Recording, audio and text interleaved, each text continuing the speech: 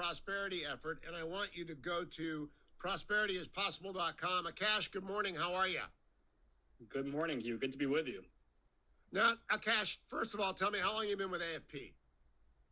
I am coming on almost a decade. I was there for 5 years, went to the Hill for a couple of years, figured 2 years was plenty in a minority on Capitol Hill, and came back to AFP in 2020.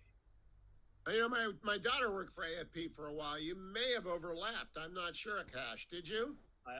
I believe so, a long time ago, right? 2013 or so? Yeah, she'd been married a long time, so it was when she was just getting married. Okay, well, great to have you on. Tell us about prosperityispossible.com and why you want people to go to prosperityispossible.com. New sponsor of the show. Absolutely. I want to make sure we get it right. Of course. Folks might be familiar with AFP. We're the nation's largest conservative grassroots advocacy organization. For more than 20 years, we've been mobilizing people in communities across this country to educate them on free markets, limited government, fiscal conservatism, and holding lawmakers accountable. That's more important today than ever, as you know, Hugh. So what we're doing is we're launching a nationwide bus tour, more than 500 events, a multi-six-figure ad campaign, telling the truth about Bidenomics. President Biden wants to own this word Bidenomics and call it a success, when in reality, the average American family is spending more than $10,500 more this year to afford the same quality of life that they had before the president took office. And so we're going to tell the American people at gas stations and grocery stores all across this country, not just why Bidenomics is broken and why your prices are so high and store shelves are empty, but what good looks like, what we can do to bring down our energy costs, to control spending, to put power back in the hands of workers instead of labor unions, and how all of that will create the broad-based prosperity that folks are missing under President Biden. Akash, what are you going to do? Are you going to be on the bus? Because those bus tours are long and hard, and some groups do them well and some groups do them intermittently. Do you have to do every stop? So I fortunately do not have to do every stop. I will definitely be at a few of these. I'm very excited to get out. It's always a pleasure to be able to leave the Beltway, Hugh, as you know. Love getting out and meeting our activists. I'll tell you, last year, we did a version of this at gas stations where we were helping people pay the difference in the price of gas between what it was when Biden took office, $2.38, and what it was the day that we did the event. And so we were helping make that difference. And so we met people from all walks of life, people who voted for any party, no party, whatever. I met a woman in Pennsylvania on this tour last year, Hugh. She had 4 little girls in the back seat. She waited in line for 2 hours to save $60 on a tank of gas.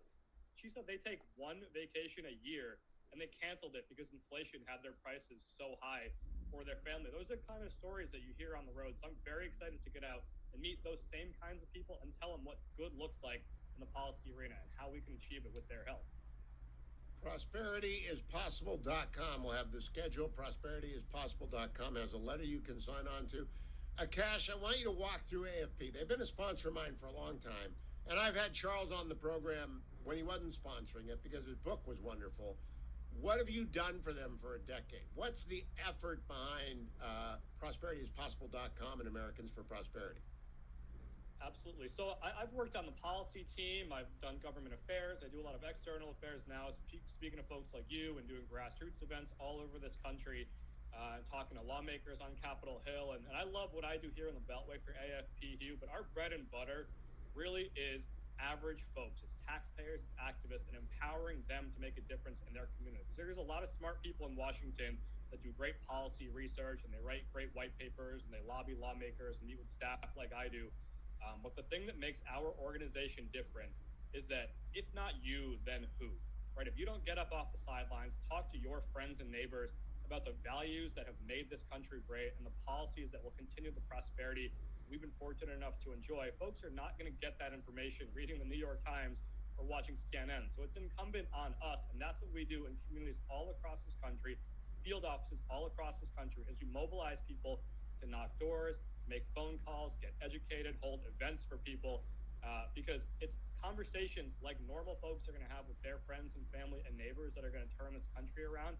AFP has been doing that better than anyone for nearly 2 decades. And as I mentioned, that's more important today than ever, which is why we're launching this massive campaign to scale up as we head into next year.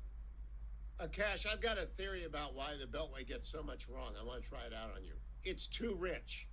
Everybody has guaranteed incomes because they're civil servants. A lot of people are lobbyists, lawyers, government affairs people and they make six figures plus.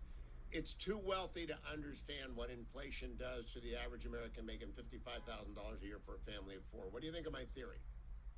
There's no question about it. I think something like the 7 out of the 10 wealthiest counties in this country are the ones that immediately surround Washington, D.C. and the Virginia and Maryland suburbs. The problems that you're facing in communities like that and the people that you meet are simply not reflective of the vast majority of this country. Again, of people of all walks of life, Republicans and Democrats. And that's why you see 75% of the country thinks we're headed in the wrong direction. They're unhappy with this economy, know that the president is to blame. How many things do 75% of Americans agree on?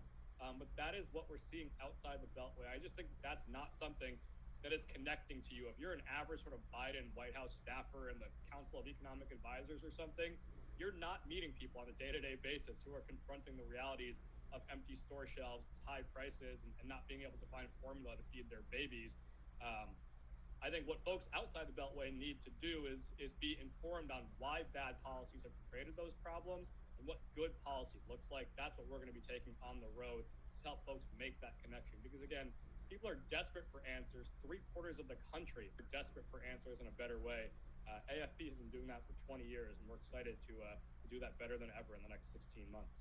I tell people that if their number one complaint is traffic congestion, they don't have a complaint. That's the number one complaint in Beltway land is the Beltway and the others. But if that's it, you don't really have a complaint. If on the other hand, you can't afford groceries, you have a genuine cost of living crisis. And I do think we have a genuine cost of living crisis, but I don't think DC knows that. And the members of Congress may know it, but they don't really know what to do about it, Akash. What do you think? What is when prosperityispossible.com advances an agenda, what do they want Congress to do?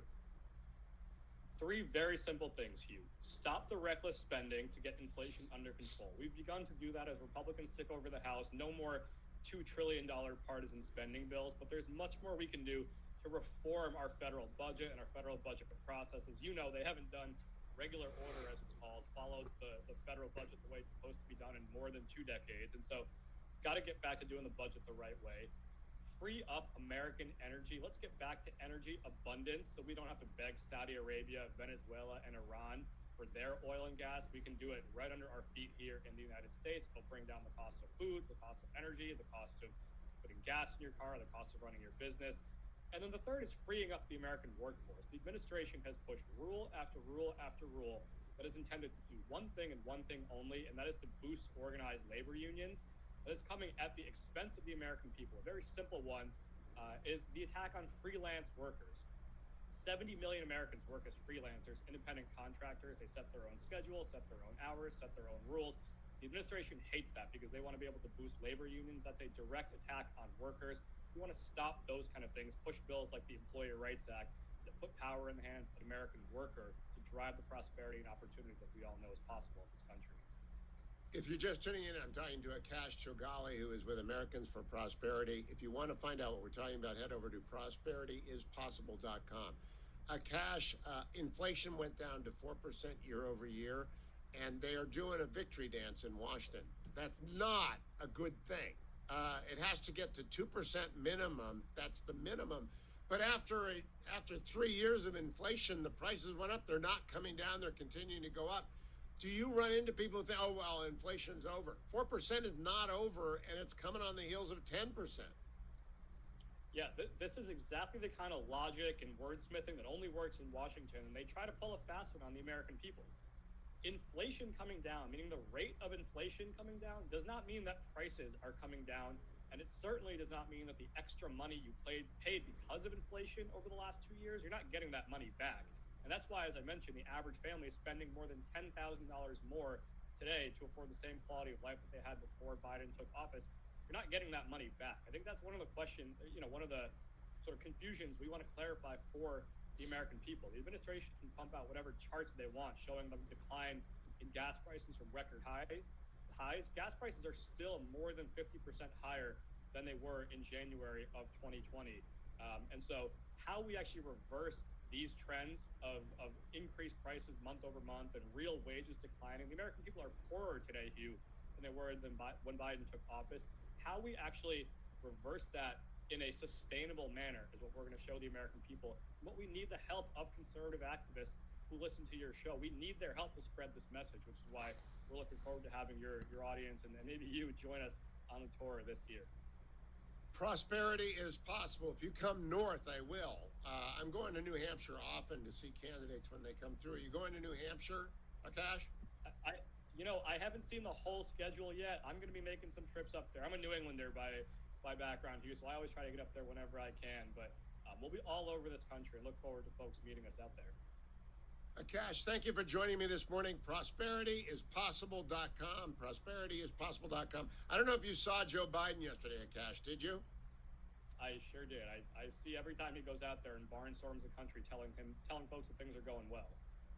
It was truly a scary speech because he is so disconnected from the reality.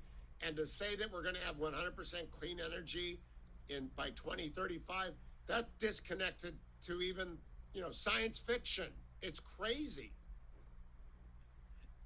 It's again, he's doing two things, Hugh. I think one is he's trying to convince people not to believe their lying eyes. The other thing that the entire Bidenomics agenda is intended to do is to appease his special interest political allies, whether that's trial lawyers or it's labor unions or it's environmental activists.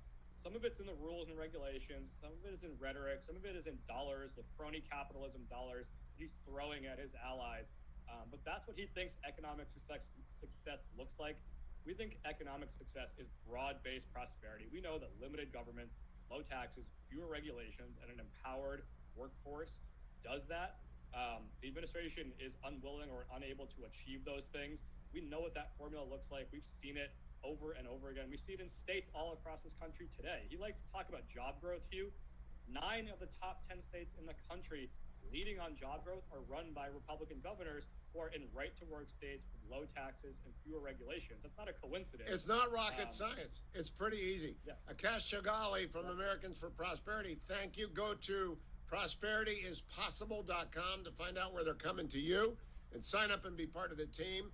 Glad to have AFP back as a sponsor of the Hugh Hewitt Show. I'll be right back, America. Stay tuned. The Hugh Hewitt Show